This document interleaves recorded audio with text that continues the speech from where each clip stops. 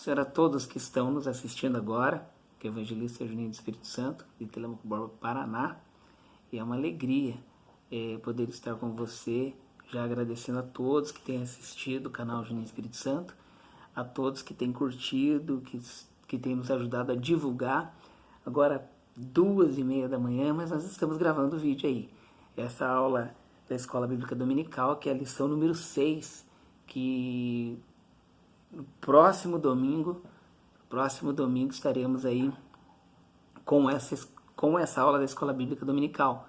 Nós já estamos fazendo essa pré-aula para que você possa assistir, para que você possa comentar também no nosso vídeo, nos ajude aí a divulgar. Lembrando que nós gravamos as lições juvenis também, a lição adolescente e essa lição de jovens, que é para a honra e glória do nome do Senhor. E a lição número 6, ela fala a respeito do quê? Natã, falando o que Deus mandou você falar. O texto do dia, ele está escrito aqui em 1 Crônicas, capítulo 17, versículo de número 15, em que diz assim: conforme todas estas palavras e conforme toda esta visão, assim falou Natã a Davi. A síntese: devemos resistir à ideia de falar em nome de Deus as nossas próprias palavras. Então, quando nós lemos aqui esse texto aqui que fala aqui de Natã, de tudo aquilo que Natã entregou para Davi, nós estaremos lendo essa lição aqui nesta madrugada. Introdução. Um dos maiores desafios para quem serve ao Senhor é estar em sintonia com Ele. Falar em nome de Deus é um desafio, pois precisamos discernir quando Ele está ou não falando. Olha, aqui falando na introdução, todo o desafio que precisamos ter, que encontramos, é estar em sintonia com o Senhor, é estar ouvindo a voz do Senhor, discernindo aquilo que Ele tem para dizer, é um dos desafios que nós temos. E aqui diz, Ele está ou não falando e não confundir a nossa vontade com a vontade dEle, ainda que a nossa vontade esteja aparentemente em sintonia com o Senhor, buscando o bem, desejando o bem, mesmo assim, ela precisa ser a vontade do Senhor, para que não venhamos a fazer algo que não é a vontade do Senhor. E aqui diz, na lição de domingo, veremos o exemplo de Natã, profeta que precisou voltar atrás em uma coisa que diz. Por que voltar atrás? Porque teve um momento que não estava em sintonia, não estava ouvindo aquilo que Deus tinha falado para ele. Mas o tópico de número 1, ele diz assim: quem foi Natã? E aqui fala que foi profeta e escritor, que ele é descrito em 2 Samuel, fala desse homem de Deus, esse profeta, 1 Crônicas 29, e tem sido apontado como escritor das crônicas a respeito de Davi. Ele é apresentado como uma das pessoas que auxiliou na instalação do culto na casa do Senhor. Ele é citado nos textos, tanto que vai falar em 2 Crônicas 29 e o versículo 25, que ele ajudou ali onde colocaram os levitas, a organização ali para que eles fossem louvar ao Senhor. É citado Natã nesta passagem. E aí ele fala assim, seu ministério junto a Davi, posteriormente a de Salomão. Então começou com Davi, continuou com Davi e foi até Salomão. Vamos lá, continuando aqui. Ele diz assim também: sendo profeta, teve diante de si desafios com os quais só por orientação divina poderia agir.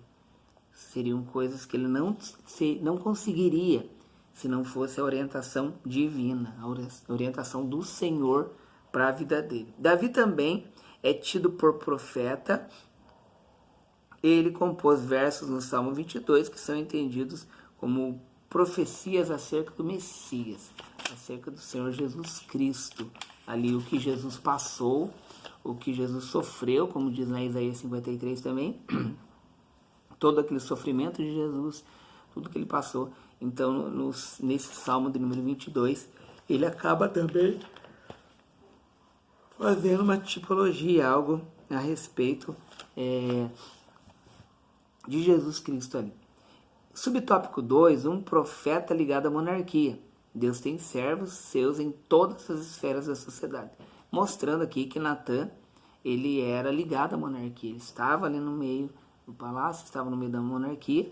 E também para demonstrar para nós que existem pessoas que servem a Deus em todas as áreas, em todos os lugares. Independente do lugar, existem servos de Deus em vários lugares servindo ao Senhor. E Natan não era desses diferente. Natan, ele servia a Deus, era um servo de Deus, era um profeta, mas ele era um profeta e estava ali trabalhando em meio a essa monarquia, em meio a este povo aqui. E é citado também, o comentarista cita Daniel, que também foi usado para falar com reis ali. E aqui nós vemos que Deus fala também para com poderosos, ele é longânimo para convosco, e para convosco, não querendo que alguns se percam, senão que todos venham a arrepender-se, segundo Pedro 3:9, que o Senhor Jesus não quer que ninguém, absolutamente ninguém, se perca. Continuando no subtópico 3, profetas, servos de Deus. Os profetas eram homens e mulheres usados por Deus para trazerem a sua palavra de forma impactante. Não era fruto de estudo, e aqui o comentarista até diz que não era fruto de estudo, de textos bíblicos, organização tanto da homilética, da retórica, e se quiser colocar hermenêutica, não era isso. Desculpa o sono. Eram profetas, que como diz aqui, que eles não precisavam carregar toda esse conhecimento, esse estudo, mas sim era uma revelação direta de Deus, direta do Senhor, que é a fonte verdadeira. Não é igual alguns às vezes até copiam uma mensagem da internet, copiam de alguém e pregam, às vezes pedem para alguém montar uma pregação para poder a pessoa pregar. Então não é algo dessa forma, mas é realmente uma revelação de Deus, uma palavra de Deus direta do céu, que é o que ele diz aqui. E aqui, né, claro que o comentarista com certeza não quis dizer que não quis dizer que é para não estudarmos, porque tanto que é uma lição de escola dominical e que é estudo da palavra do Senhor. Mas ele quis dizer dessa forma aqui, desse jeito aqui, que era, na verdade, uma revelação direta de Deus e coisas que iriam acontecer futuramente. Quase 3 horas da manhã, pessoal. Deixa eu correr aqui para nós, estou com bastante sono também, mas deixa eu correr aqui para nós gravarmos. Estamos gravando essa aula para que eu possa postar essa aula aí para que você venha assistir, para que você venha divulgar, para que você venha curtir, tá bom? Chegamos à igreja, passamos na casa da irmã Vanessa e do irmão Juliano e chegamos agora de pouco aqui, mas vamos gravar a aula ainda. Continuando aqui, diz o texto aqui que nas escrituras temos nomes de diversos desses profetas e suas mensagens permanecem como referências em nossos dias. E aqui ele entra no tópico de número 2, que fala confrontando o rei Davi, um pecado consumado.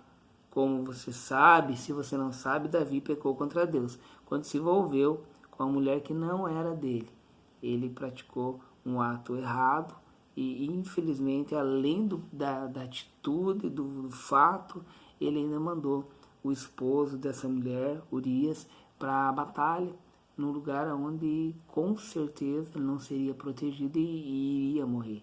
E dito e feito, ele realmente faleceu, ele engravidou, essa mulher tinha engravidado ela, Batseba, e aí houve esse pecado consumado.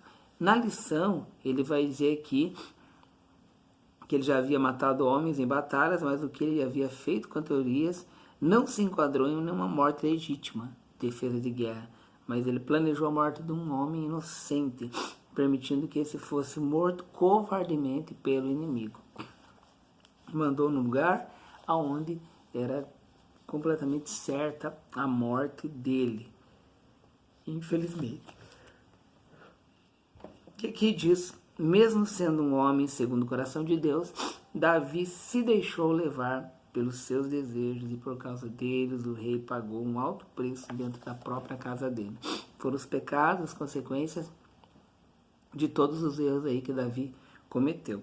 E aqui ele fala de uma parábola para chegar ao coração do homem, segundo o coração de Deus. Natan busca um método bastante didático, contar histórias aqui para o povo.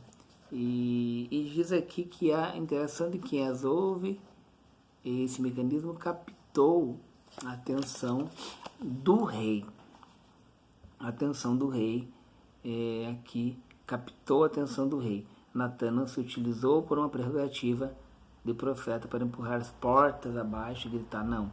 Ele primeiro contou a história desse homem rico que tinha várias ovelhas e que era vizinho de um homem simples, dono de uma única ovelha. Única. O pobre usou sua carne para servir a visita. Essa história chamou Davi. Essa história deixou Davi muito, muito irritado. Por quê? Porque essa pessoa que cometeu isso, que comeu a única cordeirinha daquele homem, essa pessoa deveria ser punida, quadruplicado o valor do que ele fez, e seria digno de morte também. Uma pessoa que cometeu tal erro, tal pecado, tal falha. E aqui diz o texto que diz o texto assim: o veredito do pecado que ele mesmo havia cometido. O rei que se arrependeu. Natan, cheio de Deus, disse ao rei que ele era o homem que deveria ser morto. A seguir, ele mostra o pecado de Davi. Davi conta, depois de tudo isso, Natan mostra, fala, é o rei mesmo, é o Senhor que pecou dessa forma. E aqui, Davi demonstra arrependimento, por causa do pecado era digno de morte, mas ele se arrepende. E aí, nesse arrependimento dele, ele cita o Salmo 51, versículo 11, que diz, não me lances fora da tua presença e nada retires de mim o teu Espírito Santo. Era uma necessidade que ele tinha de servir ao Senhor, era um desejo, uma alegria. Então, a preocupação de Davi foi, e agora? Será que eu vou perder a presença do Espírito Santo? Então, ele pediu ao Senhor no Salmo 51, versículo 11, que o Senhor não se retirasse, não lançasse ele para fora. E aqui diz, diferente de Saul, Davi não se envergonhou de pedir perdão ao Altíssimo. Ele se arrependeu, Davi teve um arrependimento, reconheceu o pecado dele, teve esse reconhecimento do pecado, e aqui ele fala assim que o preço que pagou foi alto, mas mesmo nesse processo contou com a misericórdia de Deus. E no tópico 3, ele vai dizer assim, falando o que Deus mandou, um desejo lícito. Sucedeu, pois, que morando Davi já em sua casa, disse Davi ao profeta Natan, eis que moro em casa de cedros, na época do concerto do Senhor, era debaixo de cortinas. A palavra de Deus nos mostra que Davi, antes de morrer, teve o desejo de construir esse templo aqui. Ele diz assim, um santuário eterno. Segundo o rei da monarquia, desejava deixar um legado, não apenas para ser lembrado, mas igualmente para refletir a sua fé. Deus tinha um coração, Davi tinha um coração agradecido e não queria entrar para a eternidade sem antes construir um lugar para o povo de Israel congregar para cultuar ao Todo-Poderoso. E aqui ele vai dizendo sobre o tópico 4, falando por si mesmo, Então Natan disse a Davi: tudo quanto tens no teu coração, faze, porque Deus é contigo. Então, quando Davi ouviu, se alegrou, porque iria construir o templo que ele tinha pedido para Deus, que ele queria tanto, que ele desejava muito. Nossa, que sono, vamos lá. Ele desejava muito. É um lugar onde o povo de Israel congregasse para cultuar. E aqui diz, falando por si mesmo: então Natan disse a Davi, tudo quanto tens no seu coração, faz, porque Deus é contigo. 1 Crônicas 17:2. Davi se alegrou, acreditou em tudo isso, mas Natan não tinha consultado Deus e ele falou algo ali que Deus não tinha assinado embaixo. Davi ouviu aqui o que o Natan falou, e ele acreditou que realmente ele poderia agradecer a Deus, cultuar a Deus da forma que ele se encontrava. O objetivo de construir uma casa onde o culto a Deus pudesse ser uma referência era louvável, mas havia um homem. Davi tinha as mãos manchadas com sangue. Ele tinha as mãos manchadas, e aqui diz de guerras que fez. Então ele não poderia fazer isso. Natan teve que voltar e explicar para Davi, coisa que ele tinha falado para Davi: Deus é contigo e tal, mas Deus não tinha aprovado isso daqui. O santuário para o Altíssimo em Israel seria construído, sim, mas pelas mãos de outra pessoa, Salomão. Então Davi não pôde fazer essa construção. Isso veio para que cumprisse na vida de Salomão. E aqui nós temos em nossa vida muitas coisas para se cumprirem, coisas que Deus entrega para nós, para que possamos aí fazer a obra do Senhor. E aqui diz assim: coisas mesmo lícitas podem não ser a vontade de Deus para a nossa vida. O projeto de Davi seria executado por seu filho Salomão. Então tem coisas às vezes que planejamos, fazemos todo um plano, mas não é o que Deus quer para nós e não é o que Deus vai entregar para nós. E aqui diz: nunca se utilize de um dom sem que Deus chancele o que você vai dizer, nem se use em nome de Deus. Ou seja, tomar muito cuidado para que, se Deus nos usar, que realmente seja Deus nos usando, e que a gente faça a vontade dele, o querer dele, e fale aquilo que ele deseja, não o que nós desejamos. Aqui diz também, falando em nome de Deus: mas sucedeu na mesma noite que a palavra do Senhor veio a Natan, dizendo: vai lá para Davi, vai lá, e diz para ele que não vai edificar a casa. E é curioso que o cuidado de Deus para com Natan e Davi se mostra nesse texto para com Natan. Deus o manda ir ao rei e dizer que o intento do seu coração não vai se concretizar. Aqui nós vemos esse preço pago e um detalhe, né? Detalhe que Natan falou: Deus é contigo e tal, mas Deus não tinha mandado falar nada. Ele teve que voltar lá e conversar, entregar aquilo que Deus tinha mandado. E aqui nós vemos a continuação do texto também. Diz aqui: é curioso que o cuidado de Deus para com Natan e Davi se mostra nesse texto para com Natan. Deus o manda ir ao rei e dizer que o intento do seu coração não vai se concretizar. Então aí ele ouve tudo isso, imagina a tristeza de Davi, e aqui diz que ele não vai concretizar, que seria Salomão, o filho de Davi. E o texto ainda fala mais. No Novo Testamento, o apóstolo Paulo faz distinção entre o que era sua opinião e o que era a orientação de Deus com as palavras: digo eu, não o Senhor. Deus não disse nada aos apóstolos. Deus não disse nada. E aqui ó, Deus não disse nada ao apóstolo a respeito daquele assunto. Por isso Paulo usa a distinção entre opinião e orientação divina. O apóstolo Paulo, tendo como objetivo a preservação do casamento da família, no caso de um casamento em que o cônjuge era crente e o outro não. Ele então falava do jugo desigual, e a ideia tenham a mesma fé, tenham a mesma opinião, a mesma igreja para irem, Tem tudo isso que deve ser observado.